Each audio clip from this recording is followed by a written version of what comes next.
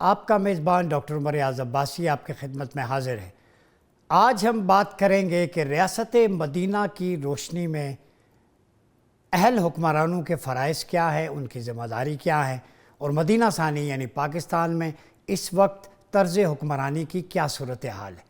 ناظرین، جب ہم حکمران کی بات کرتے ہیں یا حکومت کی بات کرتے ہیں تو قرآنک پرسپیکٹو میں ہمیں طالوت علیہ السلام کی بادشاہت یاد آتی ہے۔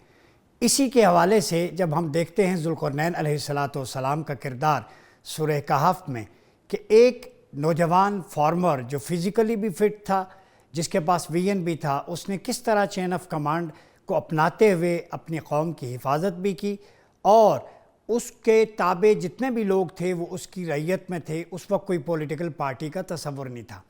اگر سلسلے کو آگے بڑھائیں تو داؤد علیہ السلام ہوں یا سلیمان علیہ السلام، اور یہ سلسلہ چلتے چلتے جناب نبی اکرم صلی اللہ علیہ وسلم کی ذات مقدسہ تک آتا ہے۔ آپ صلی اللہ علیہ وسلم نبی اور رسول ہونے کے ساتھ ساتھ ہیڈ آف اسٹیٹ بھی تھے، ملٹری کمانڈر بھی تھے۔ آپ صلی اللہ علیہ وسلم نے بعثت سے قبل جب مکہ میں ایک معاہدہ ہوا، وہ معاہدہ یہ تھا کہ عدل و انصاف کی بالادستی ہوگی اور ظالم کے مقابلے میں مظلوم کا ساتھ دیں گے۔ اس وقت آپ صلی اللہ علیہ وسلم کی عمر مبارک 15 سال تھی، اور یہ معاہدہ تھا حلف الفضول، تاریخ میں بہت مشہور ہے۔ بعثت کے بعد آپ صلی اللہ علیہ وسلم نے فرمایا اگر اس معاہدے کے بدلے مجھے سرخ اونٹ بھی دیے جاتے تو میں ٹھکرا دیتا، اور آج بھی یہ معاہدہ مجھے پیش کیا جائے تو میں اس کی پاسداری کروں گا۔ جی ہاں، وہ معاہدہ تھا ریاست میں عدل و انصاف کی حکمرانی، رعایا کے حقوق و فرائض کا خیال۔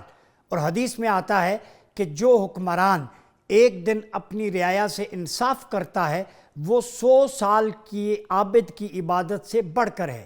یہی نہیں بلکہ فرمایا کہ جو شخص مخلوق پر اپنے دروازے بند کر دیتا ہے بحیثیت حکمران، اللہ اس پر آسمان کے دروازے اور اپنی رحمت کے دروازے بند کر دیتا ہے۔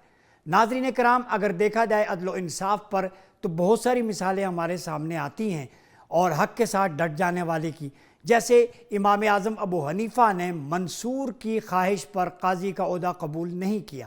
اسی طرح امام شافعی نے اگر دیکھا جائے تو تاریخ کے حوالے سے تو انہوں نے بھی عباسی دور خلافت میں قاضی القضات کا منصب قبول نہیں کیا تھا۔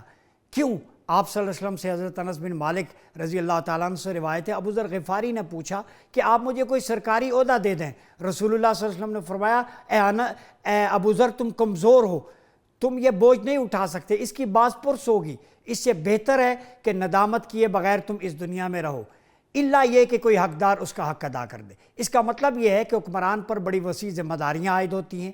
ریاست مدینہ کی روشنی میں آج جاننے کی کوشش کریں گے ملک پاکستان جو لا الہ الا اللہ محمد رسول اللہ کی بنیاد پر قائم ہوا تھا، جو لا الہ الا اللہ جس کی فلسفی ہے اور محمد رسول اللہ جس کا دستور ہے، آئین ہے، کانسٹیٹیوشن ہے، کیا پاکستان میں میثاق مدینہ عملی طور پر نظر آتا ہے؟